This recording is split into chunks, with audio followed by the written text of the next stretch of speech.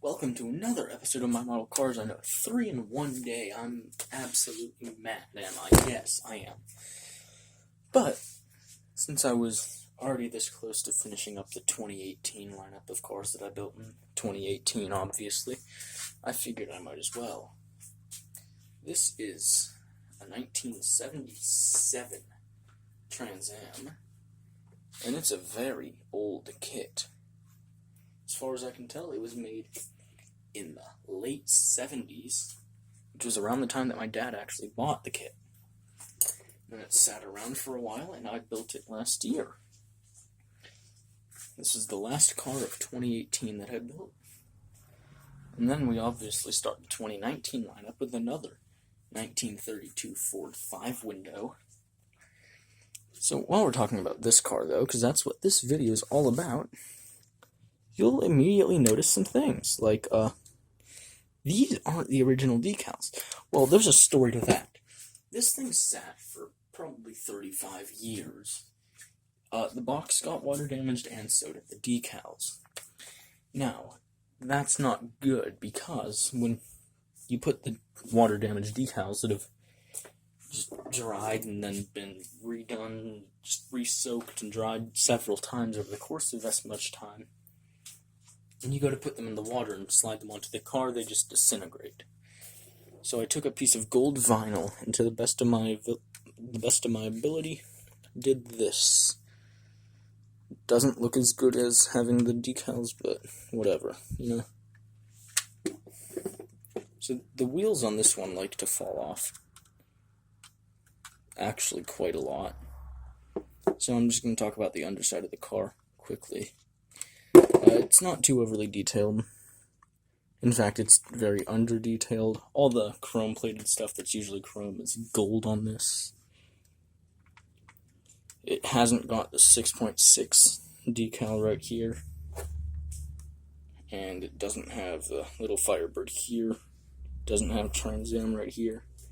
But it's all minor stuff in comparison to the big old fire chicken on the hood, you know. This does not look very good, I will admit that. But it's better than not having one. Inside, the hood's flat, outside it's semi-gloss, and same with the car. The motor is sky blue, it's pretty much all factory. It's not the greatest thing. The exhaust tips never did go on well. The interior is actually pretty lackluster on this car. Just a little bit of gold outlining on the gauges, and it's probably not even coming through on the camera. Seats are all gloss.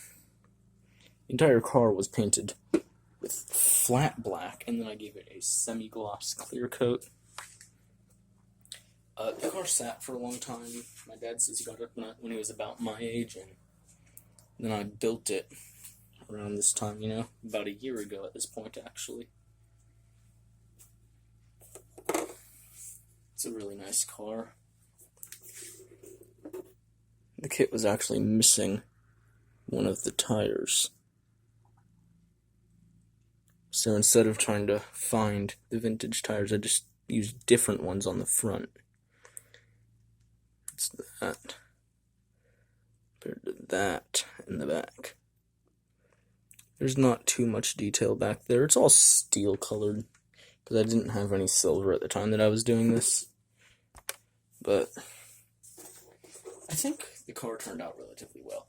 It doesn't have the T-tops. Those are in one of my parts boxes somewhere. I don't know which box, and I don't know where. But they were both. One was warped, but both were cracked, so I really have no hope of ever making them work on this car. There's a big scratch on the windshield as that wheel just decides to chill on there. It's a big scratch right here. That's coming through, yeah, just up at the top there. And my vinyl is peeling off after a year, because I didn't put it on very well. Altogether, I think the car turned out relatively well for how it was kept, and what was left when I got it. If I had to do it differently, I would.